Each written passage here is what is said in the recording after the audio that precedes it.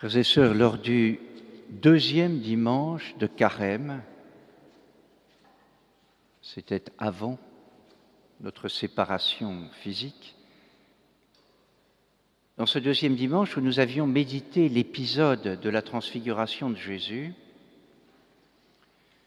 nous avions dit qu'il voulait certainement, dans cet événement, fortifier ses apôtres et nous-mêmes, en prévision de sa passion à venir, mais encore leur révéler ce pourquoi nous sommes faits, vivre de la vie même de Dieu au sein de notre vie humaine, en laissant transparaître sa divinité dans son humanité. Jésus nous montrait que nous aussi, notre humanité a vocation à être habitée par sa vie, et c'est ce que l'on nomme la grâce du Saint-Esprit. Et c'est pourquoi, le soir de la Cène, dans le passage que nous venons d'écouter, Jésus annonce l'envoi de l'Esprit de vérité d'auprès du Père. C'est là, si l'on peut dire, le but de tout ce qu'il a vécu, sa passion, sa mort, sa résurrection. Tout n'est pas accompli au matin de Pâques, tout est en vue du don de l'Esprit que nous célébrerons à la Pentecôte, mais que nous contemplons dès maintenant. Et ce devrait être la cause de notre joie profonde, quelle que soit la situation où nous nous trouvions maintenant, dans l'enthousiasme ou dans la peine, en liberté ou en prison.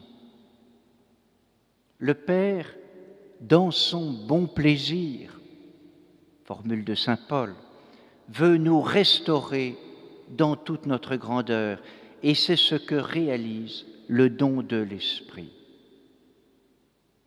Saint Irénée de Lyon l'exprimait dès le IIe siècle dans des mots admirables.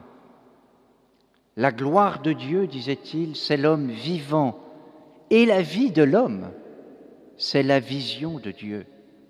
Cette vision de Dieu, nous la possédons déjà par la foi qui nous donne de le connaître avant de le voir face à face au terme de notre vie. Nous sommes des êtres restaurés par l'Esprit Saint, et voilà pourquoi nous devons vivre en enfants de lumière. Cette présence de l'Esprit Paraclet, c'est la joie du chrétien.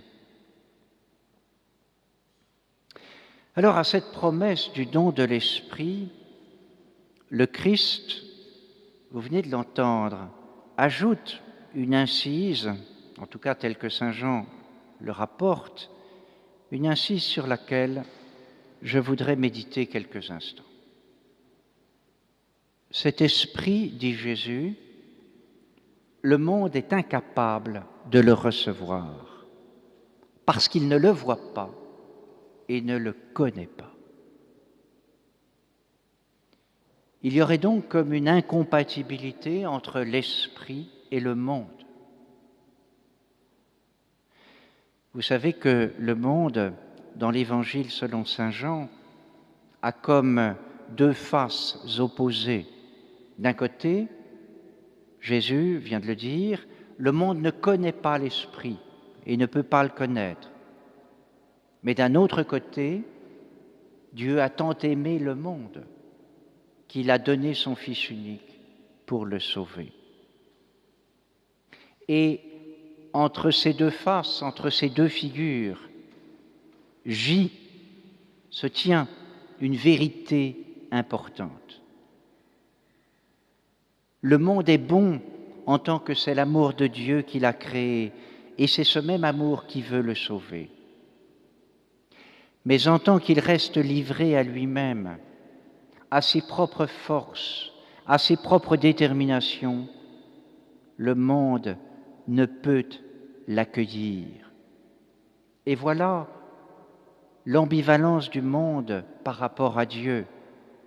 Il est à la fois digne d'amour et il contient en lui des ferments qui s'opposent au Créateur et au Sauveur.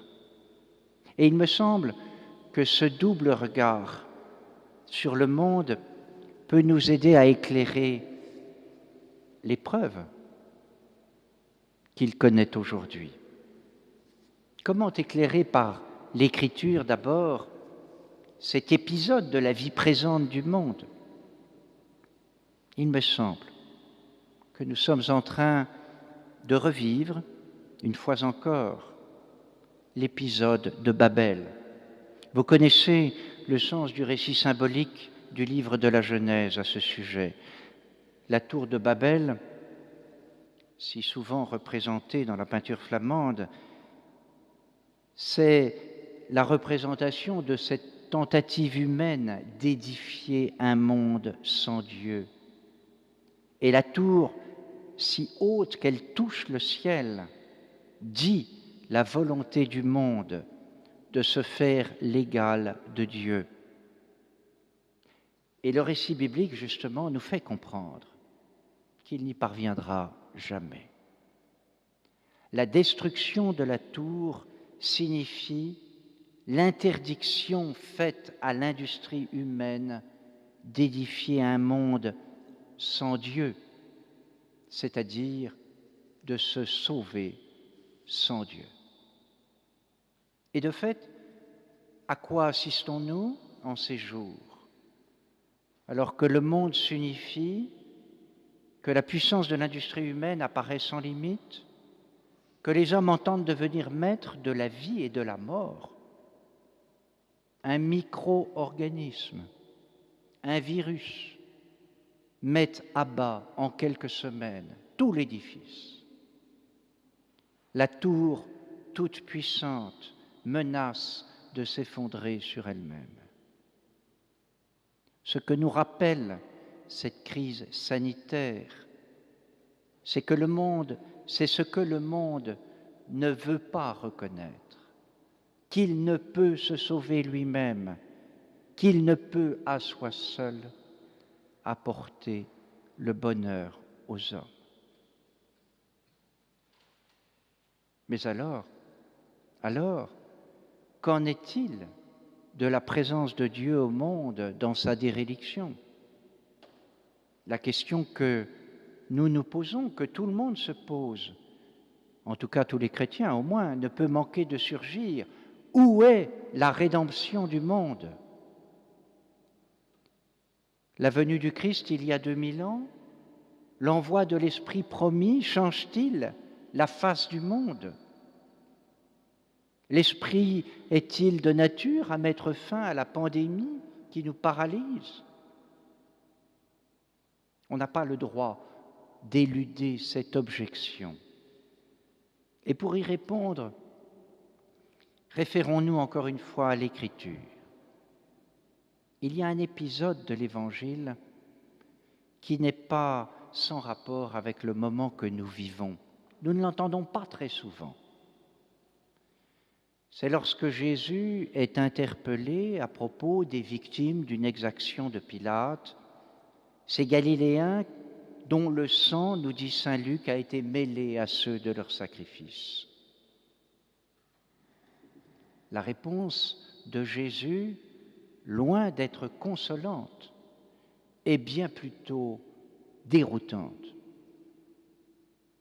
Pensez-vous, dit-il, pensez-vous que ces Galiléens étaient de plus grands pécheurs que tous les autres Galiléens pour avoir subi un tel sort? Eh bien, je vous dis, pas du tout. Mais si vous ne vous convertissez pas, vous périrez tous de même. Et Jésus persiste. Et ces 18 personnes tuées par la chute de la tour de Siloé, pensez-vous qu'elles étaient plus coupables que tous les autres habitants de Jérusalem? Eh bien, je vous dis, pas du tout. Mais si vous ne vous convertissez pas, vous périrez tous de même. Il s'agit bien de victimes innocentes. Dans le premier cas, victimes de la violence d'un despote, Pilate, et dans le second cas, victimes du hasard. Alors on pourrait ajouter, et il faut oser le faire, et ces milliers de victimes du Covid-19, pensez-vous qu'elles étaient plus coupables que tous les autres qui ont été épargnés? Et la réponse de Jésus serait la même. Pas du tout. Mais si vous ne vous convertissez pas, vous périrez tous de même. Alors qu'est-ce que la conversion a à voir là-dedans? Est-elle de nature à guérir les malades du Covid? Assurément non. Ce que Jésus, je crois, veut nous faire comprendre, c'est que le jeu des forces humaines, comme le jeu des forces de la nature, qui sont souvent iniques et violentes, ces forces, ce jeu ne peut être empêché. Que le monde livré à lui-même demeure marqué par le mal et l'absurdité. Et Jésus nous fait progressivement comprendre que la seule réponse à l'absurdité du monde, c'est lui. Et pour nous, de nous attacher à lui. Le monde sans Dieu est condamné à l'absurdité, fût-ce celle de la souffrance et de la mort. Et la seule façon, nous dit Jésus, de ne pas périr dans l'absurdité, c'est de se convertir, de recevoir l'Esprit qu'il veut nous envoyer d'auprès du Père. Cela ne supprimera pas la mort physique, l'iniquité et la souffrance. Mais nous savons, dans la foi, et nous confessons en ce temps pascal, que Jésus est venu nous apporter la vie qui ne passe pas. Voilà pourquoi, peut-être, le monde ne connaît pas l'Esprit et ne peut le recevoir. Le monde sans Dieu, c'est Babel, perpétuellement recommencé dans son édification comme dans sa chute. Et la seule réponse, c'est que nous recevions, nous, l'Esprit que le monde ne peut recevoir. La rédemption est commencée par l'œuvre du Christ et depuis elle, mais elle n'est pas encore accomplie. Elle le sera à la fin des temps. Et dans cet entre-deux qui est le nôtre, nous sommes invités à vivre déjà de la vie qui ne passe pas, par l'Esprit que le Christ nous promet d'envoyer d'auprès du Père. Et c'est en vivant que nous rendons raison de notre espérance.